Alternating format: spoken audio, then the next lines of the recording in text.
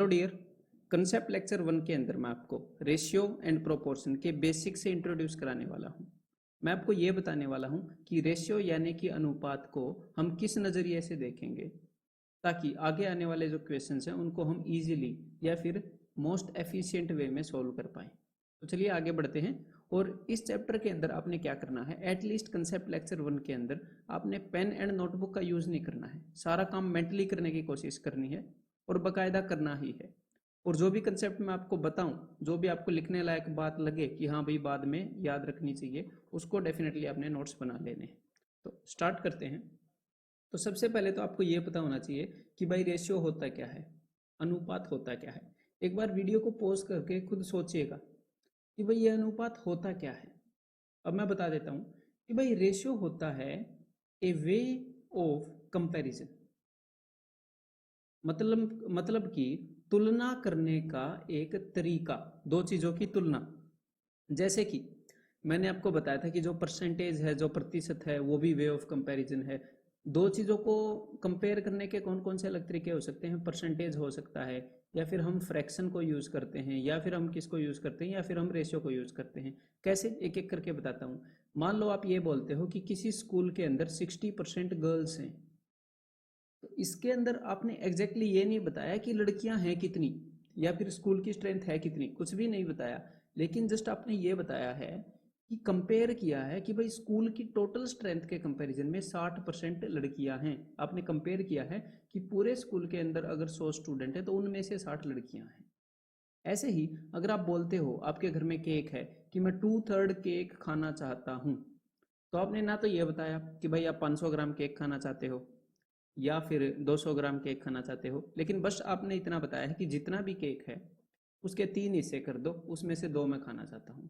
Similarly ratio भी ऐसे ही comparison होता है कि अगर मैं ये बोलूँ कि भाई राम और श्याम, ये दो बंदे हैं, राम और श्याम की सैलरी का रेशियो है, उनकी आय का रेशियो है 3:5।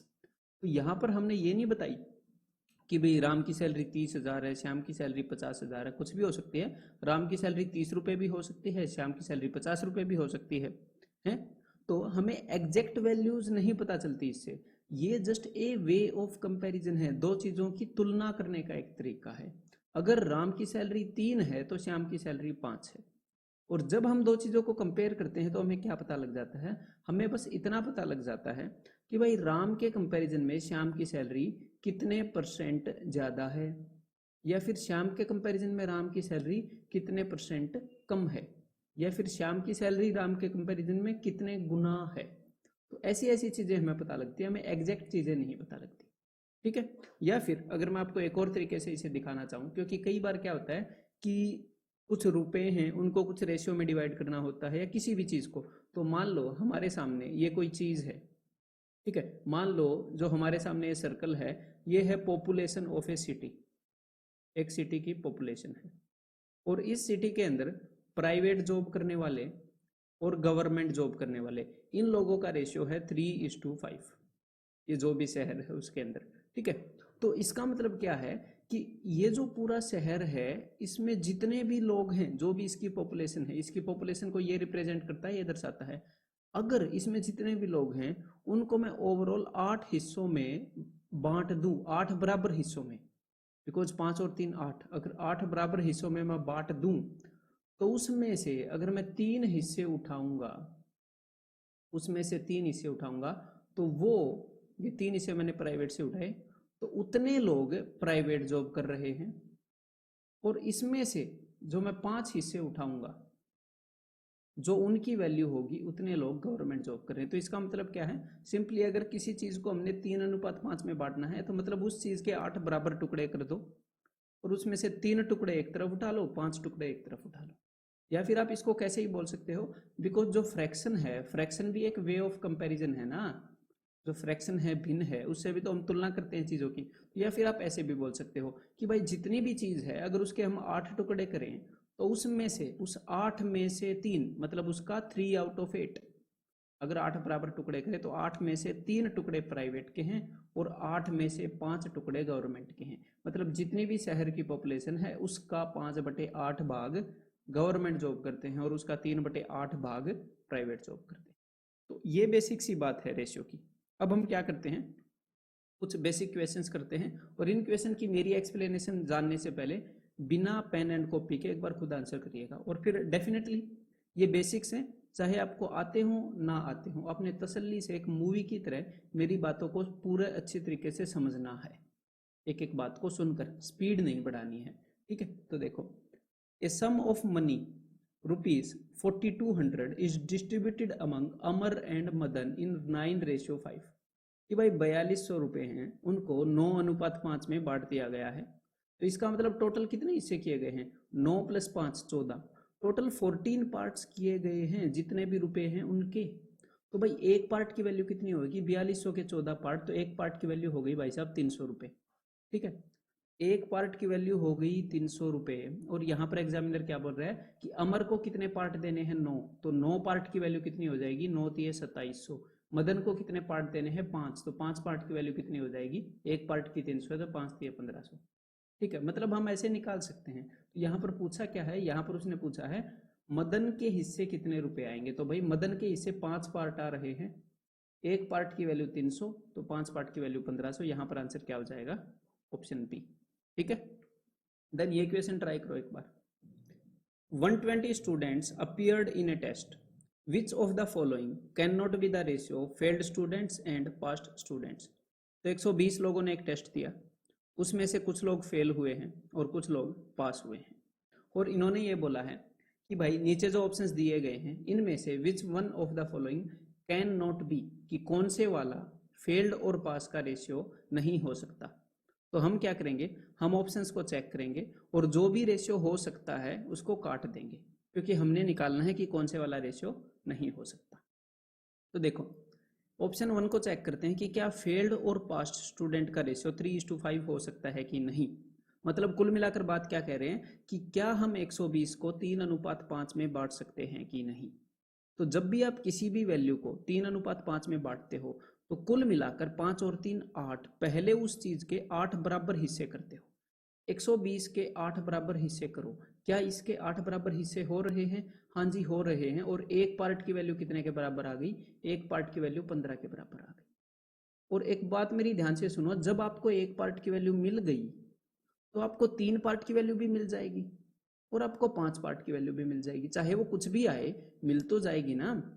एक पार्ट की वैल्यू 15 है तो 3 की 45, 5 की 75, मतलब कि इस अनुपात में हम बांट सकते हैं। मतलब ये वाला आंसर नहीं होगा, क्योंकि हमने क्या निकालना है कि मतलब कि कौन से वाला रेशियो नहीं हो सकता, ये तो हो सकता है यार।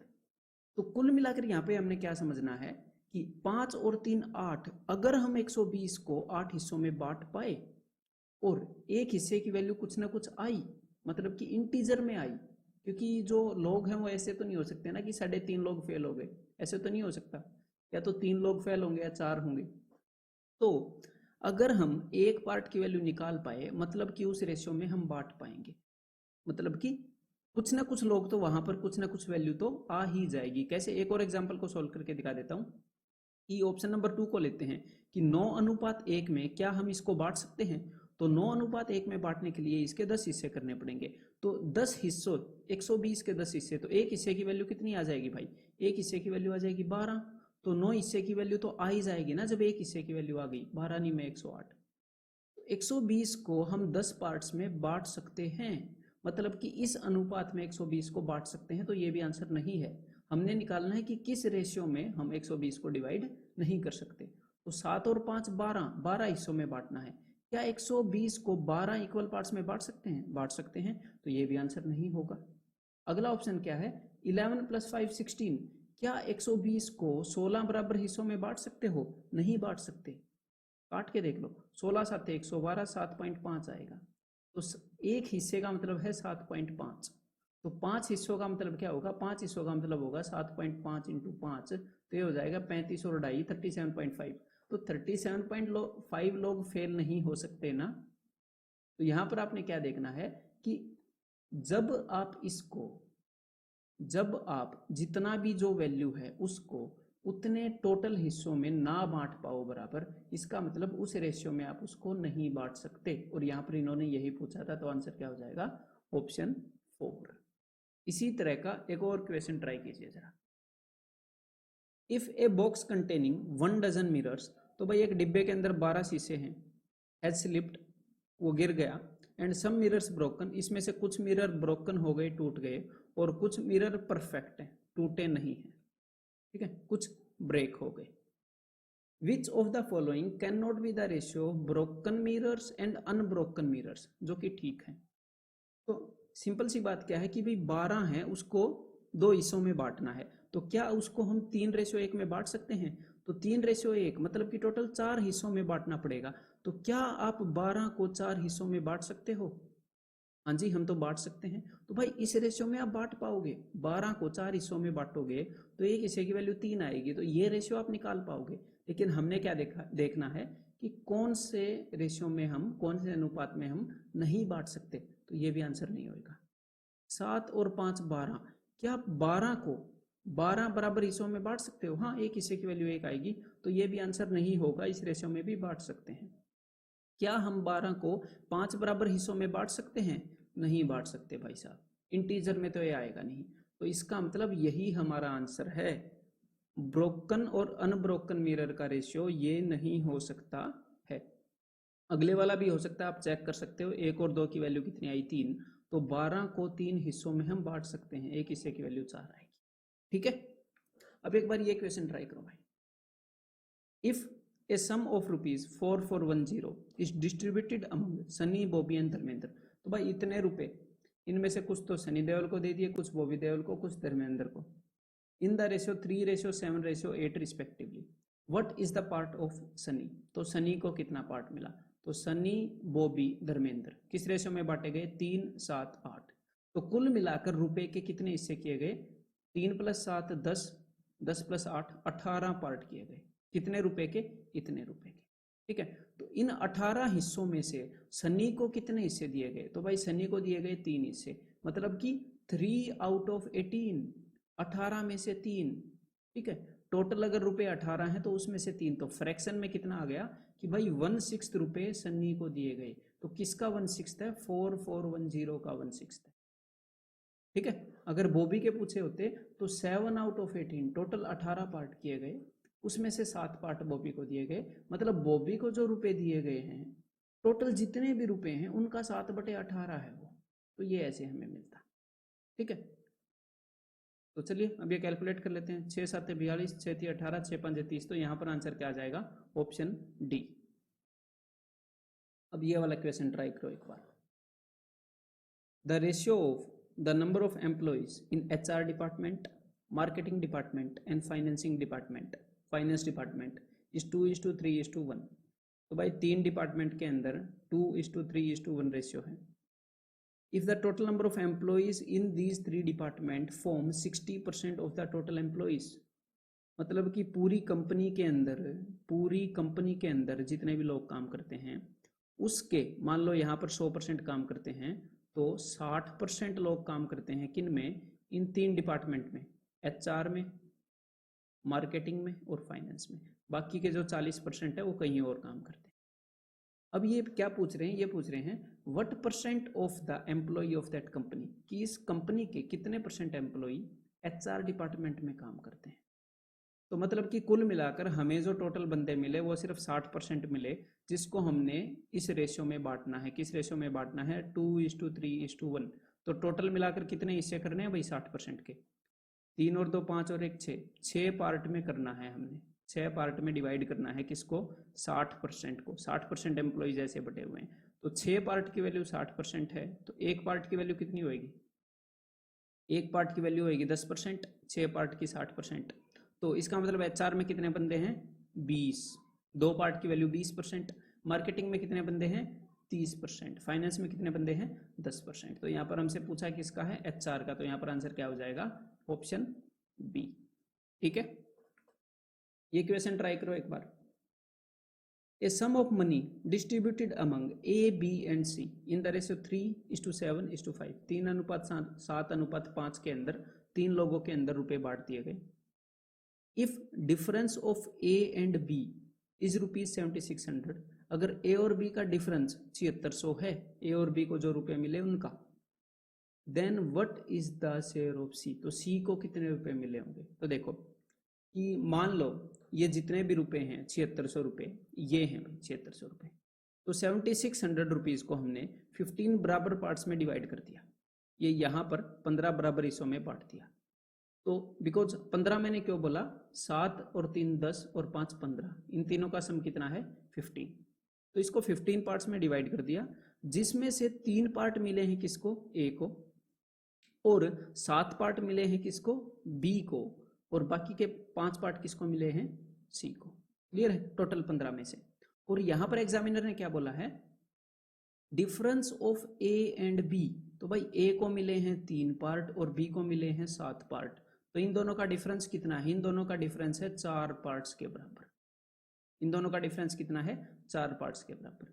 तो इनका जो डिफरेंस है वो 7600 है, और यहां पर एक मैंने गलती कर दी कि इस टोटल को 7600 ले लिया था, तो उसे माफ कर दीजिएगा यहाँ, ठीक है। तो इन दोनों का जो डिफरेंस है ये 7600 रुपये नहीं है, इन दोनों का जो डिफरेंस है वो 7600 है, वो गलती से लिखा गया था फ्लो में। Then what is the share of C, तो भाई सी का हिस्सा कितना होगा, तो देखो इसका क्या मतलब है कि इन दोनों का जो डिफरेंस है 3 पार्ट्स और 7 पार्ट्स के बीच में डिफरेंस होता है 4 पार्ट का, 4 पार्ट की वैल्यू है 7600, एक पार्ट की वैल्यू कितनी हो जाएगी, एक पार्ट की वैल्यू हो जाएगी 1900, इसको 4 से डिवाइड करेंगे। और हमसे पूछा क्या है, हमसे पूछा है what is the share of C, कि भाई सी का शेयर कितना है, सी का शेयर कितने पार्ट्स है, सी का शेयर है 5 पार्ट्स, तो भाई 5 पार्ट की वैल्यू कितनी हो जाएगी 19 5 95 9500, तो यहाँ पर आंसर क्या हो जाएगा option C.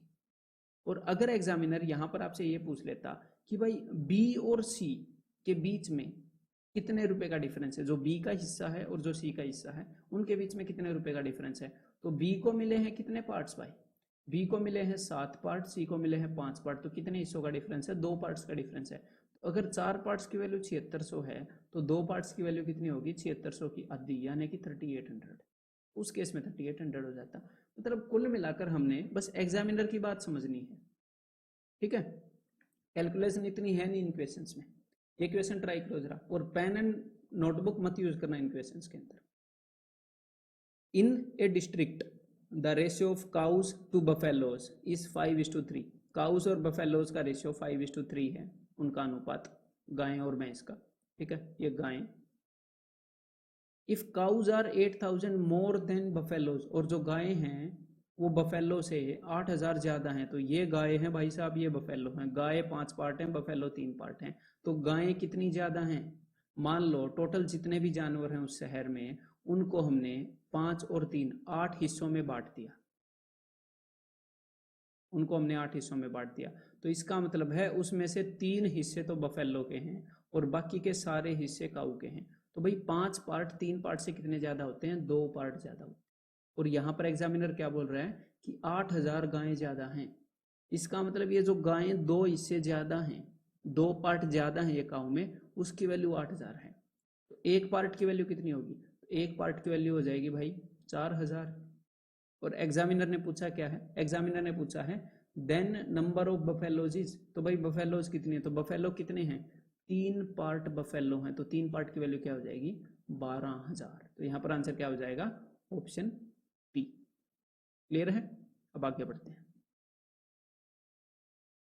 4 numbers are in the ratio 1:2:3:4, 4 number हैं, कुछ भी आप उनको बोल सकते हो ABCD, ऐसे सपोज समझाने के लिए मैंने नाम दे दिए, ये उनका अनुपात है। इफ देयर सम इज 16, उनका जोड़ 16 है, इसका मतलब 4 और 3 7 और 2 9 और 1 10, कि 10 पार्ट्स, या फिर अगर मैं क्या कहूँ कि 10 यूनिट्स की वैल्यू 16 है, अगर ये उनका अनुपात है तो 10 यूनिट्स की वैल्यू 16 है, ये उनका जोड़ है 10। और यहाँ पर आपको फिर ABCD की वैल्यू नहीं निकालनी है, एक बार ये देख लो कि एग्जामिनर ने पूछा क्या है, the sum of first and fourth number is equal to, पहली और चौथी संख्या का योग, तो भाई पहली संख्या है 1 और चौथी है 4, तो इन दोनों का जोड़ कितना होगा 1 और 4 का 5, तो 10 यूनिट्स की वैल्यू 16 है और 5 यूनिट्स की वैल्यू क्या होगी, ये एग्जामिनर पूछ रहा है। तो भाई 10 यूनिट की आधी होगी 5 यूनिट की वैल्यू, 10 से आधा होता है 5, तो 5 यूनिट की वैल्यू कितनी होगी 16 का आधा 8, तो यहाँ पर आंसर क्या हो जाएगा ऑप्शन बी। और ये एक्चुअल क्वेश्चन है SSC CCL का, ठीक है, कुछ भी लिखना नहीं था इसके अंदर। देन ये क्वेश्चन ट्राई करो एक बार। A sum of money is distributed among 3 friends P, Q and R in the ratio 2:5:7। तो भाई 3 लोगों में इस अनुपात में रुपए बांट दिए गए। If the share of P and R is ₹800 more than Q's share. तो एक बार इस सिचुएशन को विजुलाइज कर लेते हैं। मान लो ये हैं P, Q और R और ये हैं इनके शेयर। P को मिले हैं 2 और Q को मिले हैं भाई सब 5 और इसको मिले हैं 7। तो इन्होंने क्या बोला है, if the share of P and R, मतलब P का शेयर और R का शेयर, इन दोनों का शेयर मिलाकर कितना हो जाएगा भाई, एक के पास 2 है एक के पास 7 है, तो दोनों का शेयर मिलाकर हो जाएगा 9 यूनिट्स। इन्होंने क्या बोला है कि इन दोनों का शेयर मिलाकर इज ₹800 मोर, 800 रुपए ज्यादा है किससे, Q के शेयर से। तो Q का शेयर कितना है, तो भाई Q का शेयर है बेचारे का सिर्फ 5 यूनिट। तो 9 यूनिट 5 यूनिट से कितनी ज्यादा होती है, 9 यूनिट 5 यूनिट से 4 यूनिट ज्यादा होती है। और एग्जामिनर क्या बोल रहा है, कितनी ज्यादा है, एग्जामिनर बोल रहा है कि 800 ज्यादा है। ठीक है, कि भाई P और R का शेयर Q के शेयर से 800 ज्यादा है, जो कि 4 यूनिट के बराबर है। तो 1 यूनिट की वैल्यू कितनी हो गई, तो 1 यूनिट की वैल्यू हो गई जी 200। और मैं तो हमेशा 1 यूनिट की वैल्यू निकालता भी नहीं, मैं सीधा देखता हूँ कि भाई क्वेश्चन क्या है, what is share of P। तो भाई P का शेयर कितनी यूनिट्स है, तो P का शेयर है 2 यूनिट। तो देखो 1 यूनिट की वैल्यू निकालनी जरूरी नहीं थी और ज्यादातर जरूरी होती भी नहीं। 4 यूनिट की वैल्यू 800, तो 2 यूनिट की वैल्यू 400। तो भाई P का शेयर है ऑप्शन ए। और यहाँ पर वो कुछ भी पूछ लेता, आप बता ही देते कि भाई वो आपसे ये पूछ लेता कि Q और R का शेयर मिलाकर कितना होगा। तो भाई Q और R का शेयर मिलाकर 5 और 7, Q और R का मिलाकर 12 यूनिट। तो 12 यूनिट की वैल्यू कितनी हो जाती, 4 यूनिट के 3 गुना हो जाती। तो भाई 8 3 24 आंसर हो जाता उस केस में। ठीक है, एज सिंपल एज दैट। अब आगे बढ़ते हैं। अब ये क्वेश्चन ट्राई करो भाई जरा एक बार, बिना पेन एंड नोटबुक के। We have to divide sum of ₹13,950 among 3 persons A, B and C। तो 13,950 रुपये बांटने हैं, 13,950 रुपये 3 लोगों में A, B और C में। In such a way that B must get the double of A, ताकि B को A का डबल मिले। तो A को मैंने 1 रुपया दे दिया, B को 2 रुपये, या फिर A को 1 यूनिट, B को 2 unit. And C must get ₹50 less than double of B, और C को मिलने चाहिए 50 रुपये कम। किससे 50 रुपये कम, B के डबल से। तो भाई B का डबल है 4 unit minus 50 rupees, 4 unit minus 50 rupees. The share of A will be. तो देखो एक तो तरीका है कि मैं इसको ऐसे मान लूँ x x x एंड इनको जोड़कर कि भाई A का शेयर प्लस B का शेयर प्लस C का शेयर इज इक्वल टू 13,950 ऐसे करूँ। आंसर तो उससे भी वही आएगा, क्योंकि जो ठीक आंसर है वही आएगा अगर हम किसी भी तरीके से करें। लेकिन यहाँ पर एक बात ध्यान से सुनिएगा, यहाँ पर आपके रास्ते में क्या चीज़ आ रही है, यहाँ पर आपके रास्ते में आ रही है ये -50। ये -50 ना होता तो कितने आराम से हम काम को कर लेते, कितने आराम से हम इस रेशियो में बांट देते वैल्यू को। तो क्या करो, C के पास 50 रुपए की कमी है ना, तो 50 रुपए और बांट दो। तो हमने कितने रुपए बांटे हैं, हमने रुपए बांटे हैं 13,950। तो भाई साहब मैं C को 50 रुपए और दे रहा हूं। तो 13,950 को इस तरह से नहीं बांटा। अगर मैं C को 50 रुपए और दे रहा हूं तो तीनों के पास मिला के कितने रुपए हो जाएंगे, तीनों के पास मिला के हो जाएंगे 14,000 रुपए, है ना। जब मैंने 50 रुपए नहीं दिए थे तब तीनों के पास थे 13,950। मैंने C को 50 रुपए और दे दिए कि भाई ये झंझट जो खत्म हो। तो तीनों लोगों के पास कितने रुपए हो जाएंगे, तो तीनों लोगों के पास हो जाएंगे 14,000, है ना। 50 रुपए और बढ़ गए। तो भाई 14,000 को एक बार 1:2:4 में बांट दो। और अगर वो आपसे C के बारे में पूछे तो याद रखिएगा मैंने C को 50 रुपए दिए थे, वो घटाना है। अगर C के बारे में पूछे तो बाकियों के साथ हमने छेड़छाड़ नहीं की है, हमने बस C को एक 50 का नोट दिया था। तो सिचुएशन बदल गई, क्या बन गई कि 14,000 को इस रेशियो में डिवाइड किया गया। तो अब देखो भाई, तो टोटल कितने हिस्सों में डिवाइड करना है 14,000 को, 4 और 2 6 और 1 7, टोटल 7 यूनिट्स में डिवाइड करना है 14,000 को। तो 7 यूनिट की वैल्यू है 14,000, 1 यूनिट की वैल्यू क्या होगी भाई 2,000। और अब आपसे पूछा क्या है ये देख लेते हैं एक बार। तो A का हिस्सा बताएं, तो ए का हिस्सा है 1 यूनिट, तो भाई इसका मतलब ए को रुपए मिले हैं ऑप्शन सी 2000 रुपये।